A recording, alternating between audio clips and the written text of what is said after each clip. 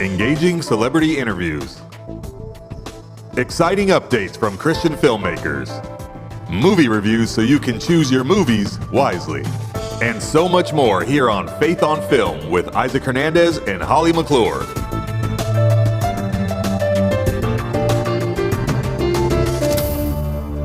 Hello, everyone. Welcome to Faith on Film. Once again, thank you so much for tuning in. Holly, you've been busy. You got a lot of interviews today.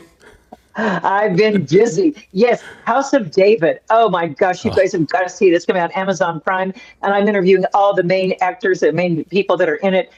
David Goliath, I'll say their names later. David Goliath, Saul, his wife, Samuel. Okay, you have seen Stephen Lang in Avatar. You've seen him in Don't Breathe. You've seen him in so many things. And usually he plays this tough colonel mean guy. Well, he's very different as the prophet Samuel. You're going to love him in this. And then, of course, John Erwin. So let's see the wonderful answers that we got. And you're going to be excited about House of David, I can promise. All right. Well, let's go to the trailer first and then come on to you.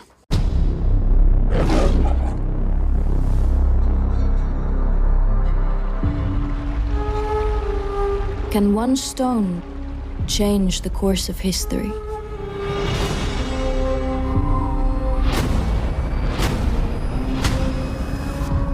Cowards! Send me your champion! Goliath! Can one act of defiance create a legend? I will tell you the story of David, a simple shepherd boy. Why do my brothers get to fight? And I'm stuck here. David, you are not a man of blood. An outcast who became one of the most famous kings who ever lived. God does not see what man sees. He sees into the heart. And you have the heart of a lion.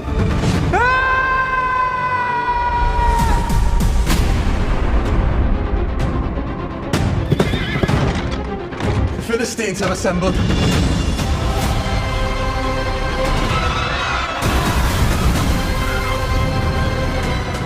I saw the print of a hand, larger than a weaver's basket. They have a giant. What? My king, I will fight the giant. Fight him with the same spirit you bring into this room.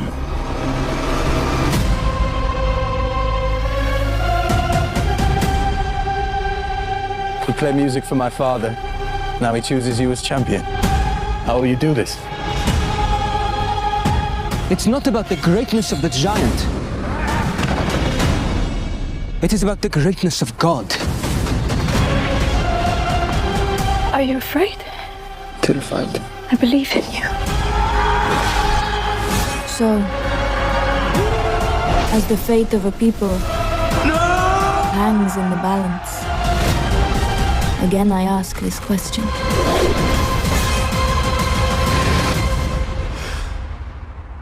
Can one stone change the course of history? John, congratulations.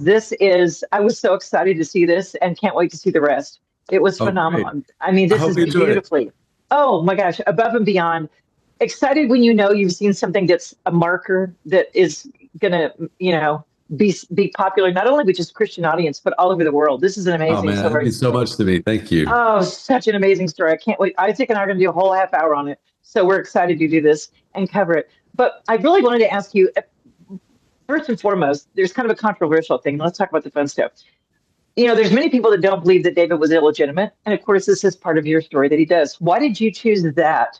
And where did that come from to feature that in the story? Yeah, that's a great question. And of all the things that we really wrestled to the ground and really researched, it's this question of David's origin. And, I really felt a necessity to develop a storyline that tried to explain how David spoke of himself. He talks of himself as illegitimate, as an outcast, not only in his family, but to his community. And then you have the very glaring fact that all of Jesse's sons were called before the prophet Samuel except David. So it's like, why was this kid hidden away?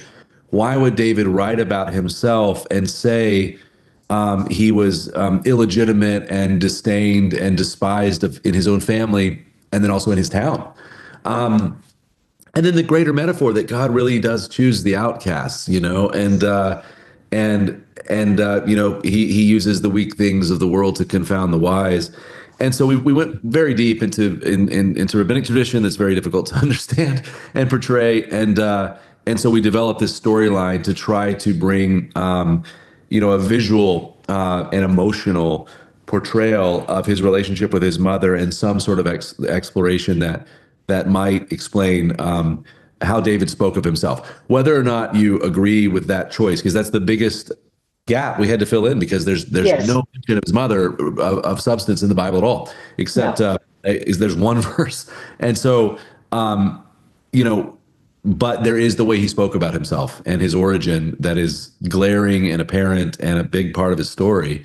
And so this is at the very least a conversation that I look forward to people having, because I think so many of us feel like we are the outcast or that the thing that's despised, or we don't feel legitimate. We all feel like David spoke about himself, at one time or another.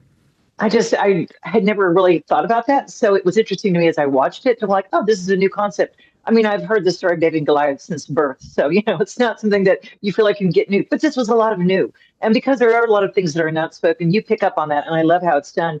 I know it's hard to say because there's so many hours of amazing, incredible, epic performances, but do you have one of your favorites, or was there a favorite or two scene or something that dear to your heart when we see it?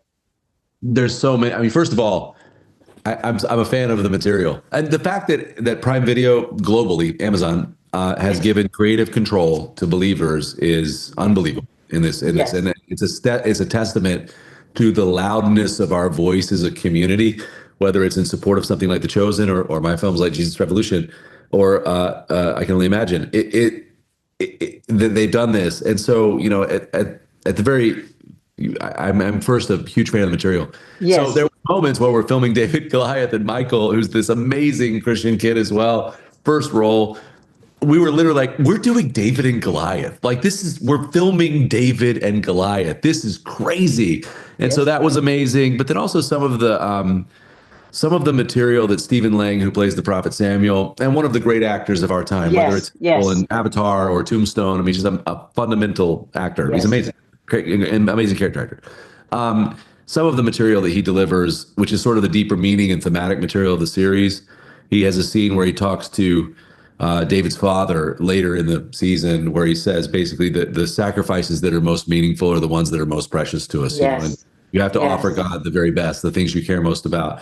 And that's a very, very profound scene for me, and they do an amazing job. So I love that moment, but then there's nothing like portraying David and Goliath. That moment where Michael gets up, spoiler alert, David kills Goliath. I'm just going to say it. It's in the Bible. but you know what? I never thought about him falling down. I mean, I never thought about that. There were so many new things you introduced. I'm like, wait, what? It was great. Yeah. It's I wanted him to rise up, and so I wanted to knock him down so he would get back up. And I hope the audience as well, you're cheering for him to get back up on his feet, which he does. But it was a pretty amazing thing to portray, and Michael's so good in it, and I just can't wait for the audience to see it. We've been working on this for a very, very long time, and we've just poured our hearts and souls into it. And there's almost 700 people working on the series. Oh my gosh! And so it's just this amazing group, and I can't wait for people to finally get to see it. And this first, I made some films that I love and I'm very proud of, and made them with wonderful people. But this is the first truly global release in my career, so it's going to be, released all over the world on February the 27th. And because you know this, I worked with Mel Gibson on The Passion, but I have the same excitement for you on this, because I think this is going to reach beyond what audiences may even think. It's going to reach beyond that, and the way that it's going to be distributed, and it's going to be life-changing for so many people. Well, that's high praise. And Mel is a master craftsman. I mean, he's just one of the great craftsmen in the film industry, and has really blazed a trail. And of course, Dallas, who's just a wonderful friend, has created something so amazing with The Chosen. And I have the good fortune of being like second in the water here, and calling him most every day to ask his advice on portraying the Bible. And I just hope people realize that I remember when some of the executives read the scripts for the first time, the first 3 scripts, they said, man, these scripts are really good. I'm like, it's based off a bestseller. You should check it out and read it. It's a really good book. And I hope that's what people do. I hope they see the series and they it drives them to the Bible itself and to the Psalms of David. There's a profound truth to the Psalms, and I hope people read them. Thank you, John. Thank you. I was going to ask about working with John Gunn, but I'm out of time. But I've worked with both of you, and I love it. I'm so proud of you. John's the best collaborator you could ever ask for. I love him dearly, and would be lost and adrift without him. And his movie Unbreakable Boy is fantastic and coming out very soon as well. I've interviewed you before, of course. Iconic. Love the films you've been in, and Breathe, Avatar. Many of them I've done the junkets for. But this was a very different role, and it was kind of fun because I waited to see everyone in character before I saw who was in the film. And I recognized your voice. And I'm like, wow, what a different performance and look for Stephen. Very different character. Lots of hair, wasn't there? Yes. It's all about the hair. Yeah. It's actually interesting you say that because, the hair became his vanity. In a way, yes. And I understand that vanity is a sin, but I think you need to understand that vanity is not one of the 7 deadly sins. It's a minor sin. So I think it's okay if Sam is just a little bit vain of his hair. Actually, at one point, I actually tossed my hair, and as an actor, I feel a deep sense of shame at having done that. But what do you? Hey, you're one of the few you're one of the few men who get to do that, though. I'm sorry. Well, half the time I've got a crew cut, I know. Half the time you hardly have any hair. I know, that's so true. That's so true. You must have grown up. I don't know if you grew up in a religious home or faith home, but everyone knows the story of David and Goliath. I mean, how could you not? But Samuel, not so much. This was a very interesting study on the role he had to play. I mean, even though he's mentioned, he's not really focused on. So I found it fascinating, this character, didn't you? Well, Samuel is really how do you want to say, he's kind of the trigger or the ignition. Yes. For everything that happens here. And of course, he's a revered figure in 3 of the world's major religions, which is to say Islam, of course, which you may not know. I'm sure you do. Christianity and Judaism, right. Of course. So your observation that he's not as well known as some is true, but certainly not as well known as David or Goliath, but I think that he does occupy sort of a pretty prominent place. Yes. In the pantheon of Old Testament figures. He probably would be second only to Moses, if in fact he is second to Moses. I don't know, but he's an important figure. Yeah. He's certainly the only figure in this time who has a direct relationship with the Lord, the Lord God, and that carries a whole lot of responsibility with it. Yes. Playing this iconic character, and we, no matter what religion you are, you've heard about Samuel, or you've heard about the role that he plays in for David. But for you, was this a different kind of story that both Erwin and John Gunn, the directors, presented to you? Was it what made you want to choose this role for you? Because it was like a nitty gritty in the dirt, really different kind of character. The story of David and Goliath. That's how the story is usually phrased. This is the story of David and Goliath. It's a very basic story. It's almost like a golden book story. We tell it in that way, Yes. When in fact, and in truth, if you do read it in the Old Testament, it's told not in a golden book way, but it's told sort of by the numbers, as it were. It's not fleshed out. Yes. The way we expect a narrative to be fleshed out in terms of a character. You don't know who Goliath is as a guy. Mm-hmm. You know something about David, but you don't really know them. And I think what the Johns have done here is that they've done a very masterful job, I think, in fleshing out these characters to the extent that they present actors an opportunity to really go to town, to really explore and to find out the relationships between the characters on a human level, not merely on an Old Testament kind of doctrinaire level. Right. Find out who they are as people, to find out what and then they take liberties. There's no question about that. We can surmise that Samuel was married by reading Samuel 1 and 2 because he has sons. Lousy sons, miserable sons, but sons nonetheless. So he probably was married, had at least one wife. Right.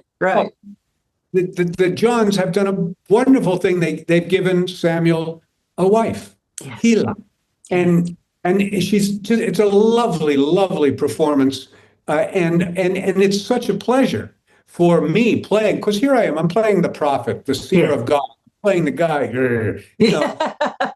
Bet you never played that part before. And I'm playing roles, and I'm doing domestic scenes with my wife as she kind of braids my hair. You know, it's just a great opportunity, you know, for me. Does that address the question? It does address the question. It happens to me sometimes. And I know it does address the question. And I mean, because there's scenes of you in the dirt and doing things, and you know, very, I thought, true to what it would have been like biblical part.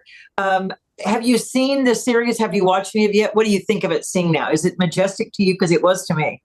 I think it's beautiful. I really do. And I mean, look, I'm not that easily impressed, and I'm very tough on myself as a rule. But as I get older, I'm getting easier on myself. but I thought that after I wanted to see the series after I saw the trailer.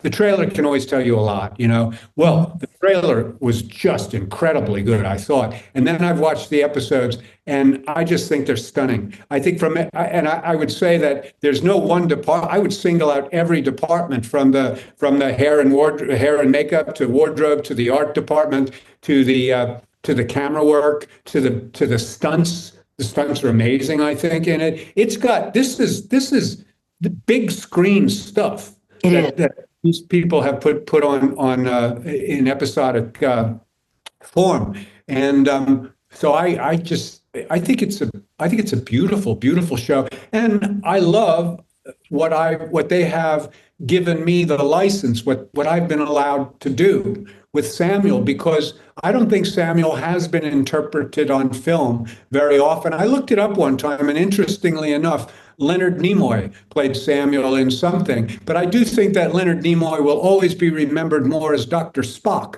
Yes. You know, and it's possible that I'll always be remembered as Ike Clanton rather than Samuel. I don't know, but in any case, it's a great gift for an actor to be given an opportunity to put his stamp on a role as iconic, you know, and as kind of important, I'd say historically and legendarily as the prophet Samuel. Yeah. I love that answer, and that is exactly how I feel. You can be very proud of this. I feel like this is going to take off more than just Christians. I think people of all faith will be intrigued by this story, and because it's not a Christianese story, it's a phenomenal, majestic epic. Really, I felt. I'll, to be perfectly honest with you, I felt if this was something that was designed solely for Christians, I don't know that I would have felt that I wanted to participate in it. But and then that's not to diss anything. It's just no. I understand what you mean. I understand.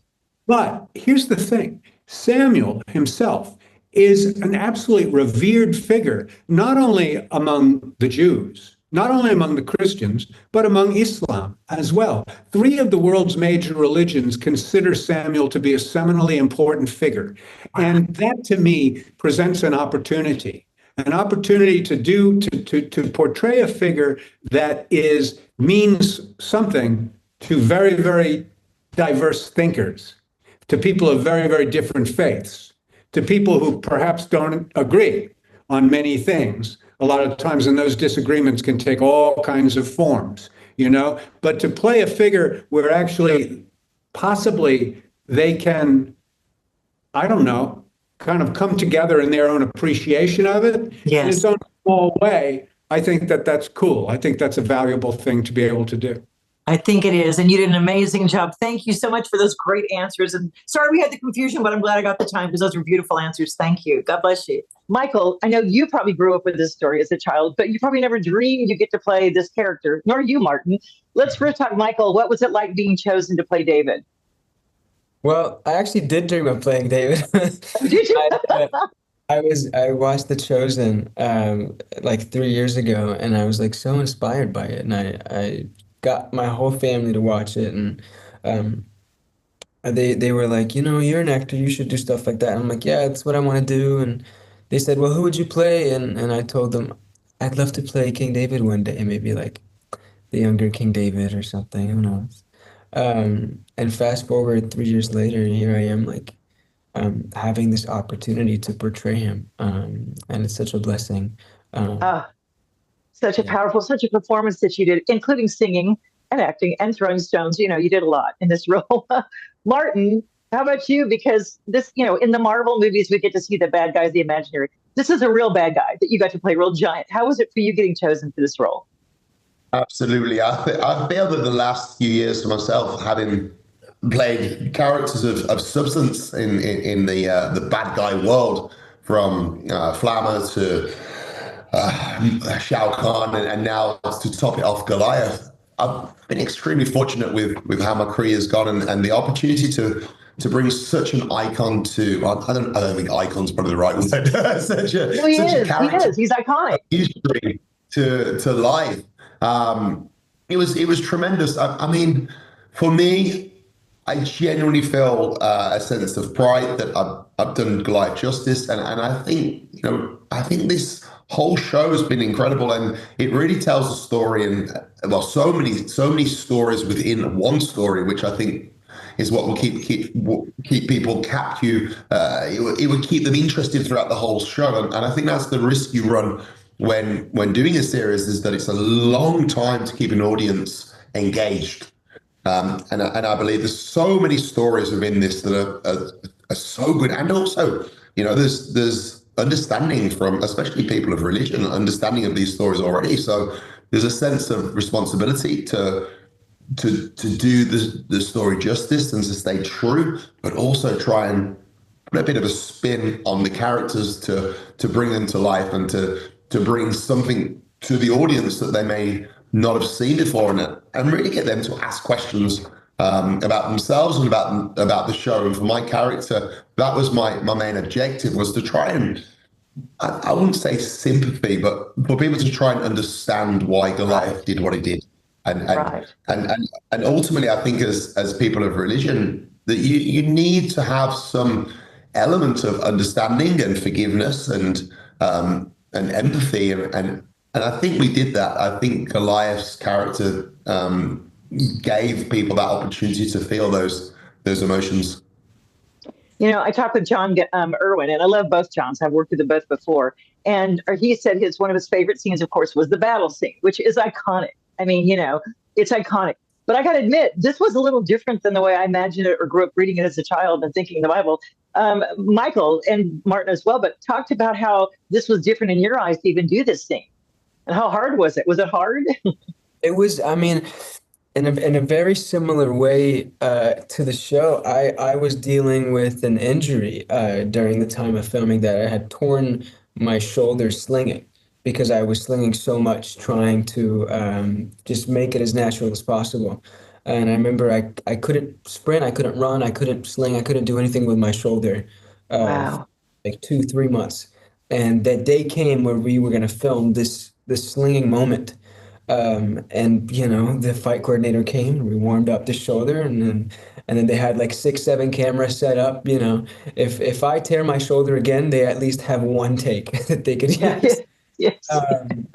And I remember they called action. I ran, I did the throw, and it landed, and everyone kind of held their breath. Cut. Michael, are you okay?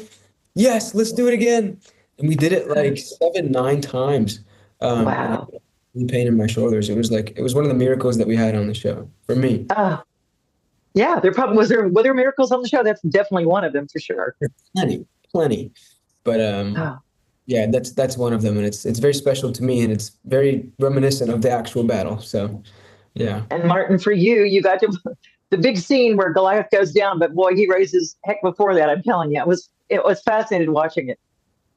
Yeah, I think what was important was to try and bring something new, but not change the originality of the story. It's Yes. And I think that's the risk that you run with this. It's like, do you really risk changing a story of this magnitude just to get views, or do you stay true and honest to the scripture and then try and find deviants along the way that are non-offensive, that could possibly have happened, and also build up a sense of excitement and freshness? Because I think that's also important. I think what this does, it really brings in a new audience to the religious world, and it allows people that would never normally want to or have the opportunity to read scripture, to visually see it. And then, maybe there's a connection, maybe there's an opportunity to plant a seed. And I think that's what this show is really good for. It doesn't isolate people. It brings in people from all different genres and all different beliefs and religions, and just tells a story very well. And it allows you to watch, to follow along, and to ask questions. I think that's what's really good about this. Oh, it does. It does. And it's also the fact that it's much like The Passion, much like what The Chosen has done. You're taking a biblical story, but it's reaching, like you said, really all faiths and all people will be fascinated, I think, by this, especially because it's on Amazon. Was there any other particular scene that you guys, Michael, or you, Martyn, had, what is one of your favorites in filming? Because there was so many episodes, I know, series, there's hours of it, but was there another one that you particularly, really loved? Oh man. I have to say, one of my favorite, this is not a very specific scene, but one of my favorite memories, it's one of the other miracles on the show. It's approximately 3 seconds on screen, but it's the sheep following David. And it's a really long story, but to sum it up, the sheep hated me.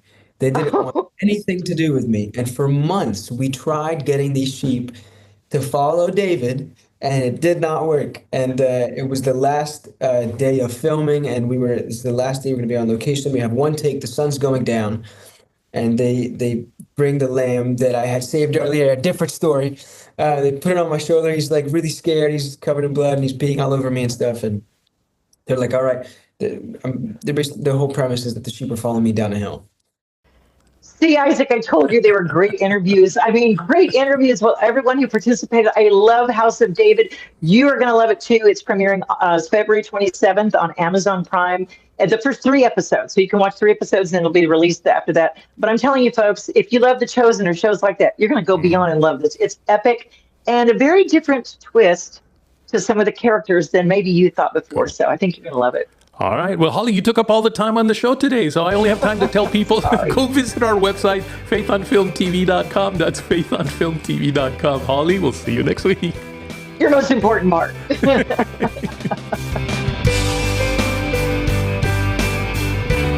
Write to us at faithonfilmtv@gmail.com.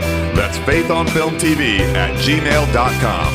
Follow us on Facebook, Instagram, and Twitter at Faith on Film TV. Also, go to our YouTube channel, Faith on Film TV, and hit the subscribe button and the bell for notifications on our latest Faith on Film shows.